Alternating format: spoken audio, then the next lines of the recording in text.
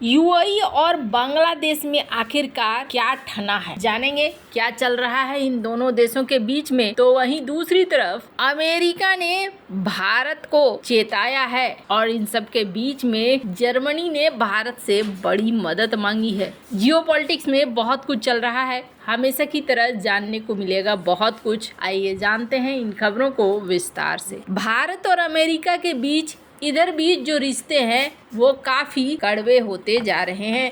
धीरे धीरे रिश्तों में कड़वाहट देखने को मिलने लगा है। कई सारी ऐसी नीतियां जिसमें बदलाव भी देखने को मिल रहा है। अगर अभी की बात करें तो अभी ये देखने को मिल रहा है कि भारत ने रूस के साथ अपने संबंधों को बढ़ाना शुरू कर दिया है। जैसे कि भारत और रूस रुपए और रूबल पे बात करना चाह रहे हैं। साथ ही साथ भारत और रूस, चूंकि रूस के ऊपर डॉलर पे प्रतिबंध लगा हुआ है, तो और भी कई तरह की चीजें। पर इन सब के बीच में दोनों के बीच में रिश्तों में थोड़ी सी गिरावट भी देखने को मिल रही है। जैसे कि अभी भारत के स्वदेशी हल्के लड़ाकू विमान LCA तेजस के लिए खुद राजनाथ सिंह अमेरिका पहुंचे हैं और कहा जा रहा है कि ये जो मीटिंग है, इस मीटिंग में खास तौर पर बात की जाएगी GEF 404 टर्बोफैन इंजन की आपूर्ति को लेकर हो रही देरी के मामले में। भारतीय वायुसेना को तेजस MK-1A की डिलीवरी इंजनों की सप्लाई के कारण तेजस भी लटक रहा है, इंजन नहीं मिल रहा है इसलिए। और भारतीय वायुसेना को 31 मार्च 2024 तक पहले तेजस MK-1 की डिलीवरी होनी थी,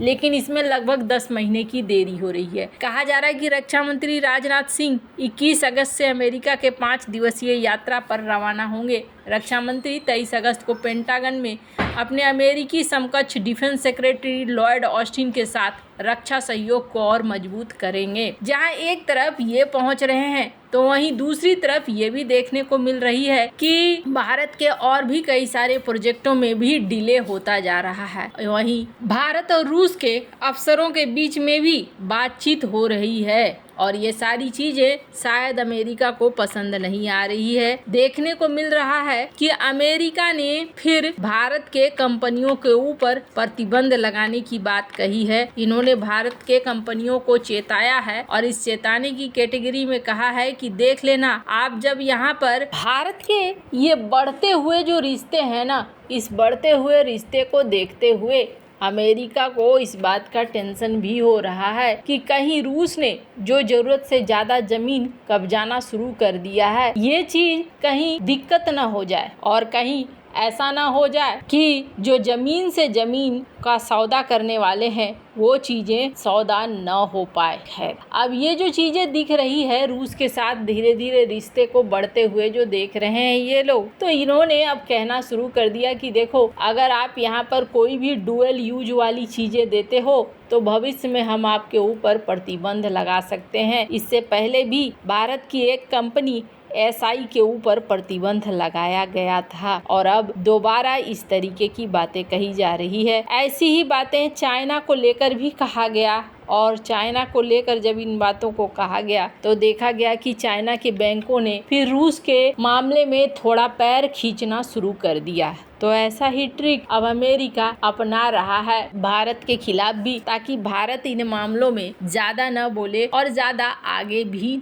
न बढ़े। खैर, जहां एक तरफ ये सब कुछ हो रहा है, वहीं दूसरी तरफ आखिरकार भारत ने जर्मनी के साथ डील कर ही ली है और ये डील है सबमरीन्स की डील, जिसे फाइनल किया गया है। स्क्रीन पर आर्टिकल देख सकते हैं आप, जिस आर्टिकल में ये कहा जा रहा है कि भारत को एक ऐसी सबमरीन चाहिए थी जो AI युक्त हो और इस सबमरीन के लिए आखिर जर्मनी मान गया है। जर्मनी भारत के लिए ये सबमरीन बनाएगा, लेकिन फिर भी जर्मनी का रेपुटेशन बहुत ही ज़्यादा खराब है। जर्मनी कई बार चीज़ों को अटका देता है और समय पर नहीं देता है, जिससे डिले हो जाता है। पर इन सब के बावजूद सबसे बड़ी चीज़ ये है कि इस प्रोजेक्ट के लिए अभी और कोई आगे नहीं है, एक स्पेन को छोड़ दें तो। ऐसे में जर्मनी एक सुविधाजनक चॉइस बना है। जर्मनी इस समय एक बड़े संकट से भी जूझ रहा है।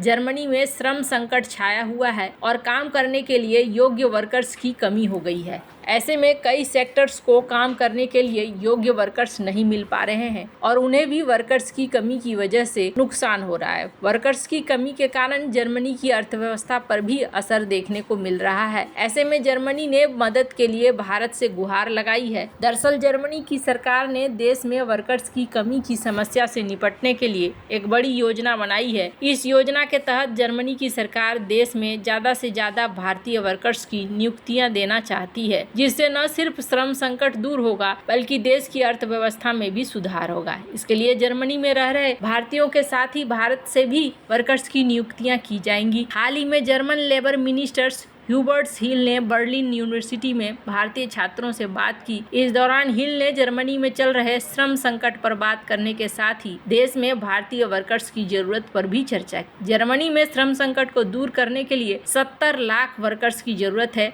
जर्मनी की वर्कर्स की ये जरूरत 2035 तक होगी। ऐसे में भारतीय वर्कर्स की अहमियत और भी ज्यादा है। जर्मनी की सरकार जल्द ही इस बारे में भारत सरकार से बात भी कर रही है। माना जा रहा है कि यही वो कारण है जिसकी वजह से जर्मनी के साथ संबंध भी बढ़ रहे हैं। अगर भारत इस AIP टेक्नोलॉजी को बनाने में कामयाब हो जाता है तो भारत के पास सबमरीन्स की संख्या बहुत बड़ी हो जाएगी, जो कि कम से कम चाइना के साथ काउंटर करने में भारत को बहुत ज़्यादा मदद करेगी। खैर, जहां एक तरफ ये सब कुछ चल रहा है तो वहीं आखिरकार बांग्लादेश के 50 से ज़्यादा नागरिकों को UAE ने क्यों पकड़ लिया है। UAE के साथ एक टेंशन वर्तमान में चल रहा है और ये टेंशन बांग्लादेश के द्वारा आज नहीं काफ़ी पहले ही खड़ा किया गया है। और आपको बता दूं, UAE ने न सिर्फ इन 57 लोगों को पकड़ा है बल्कि 57 लोगों को 10 साल की कठोर सजा भी मिली है।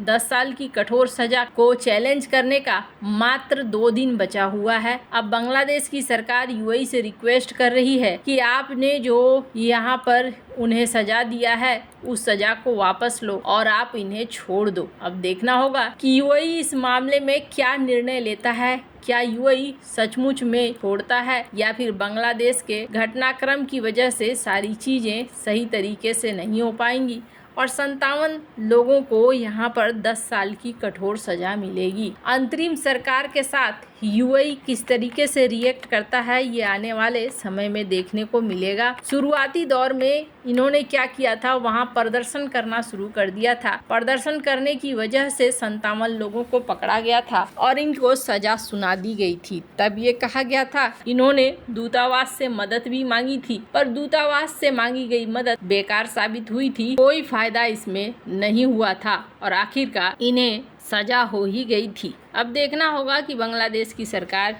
क्या बचा पाती है या फिर नहीं। वैसे आपको क्या लगता है, इन सब मामले में आपकी क्या राय है, कमेंट कर जरूर बताएं। जल्द मिलते हैं अगली वीडियो में नई खबर के साथ।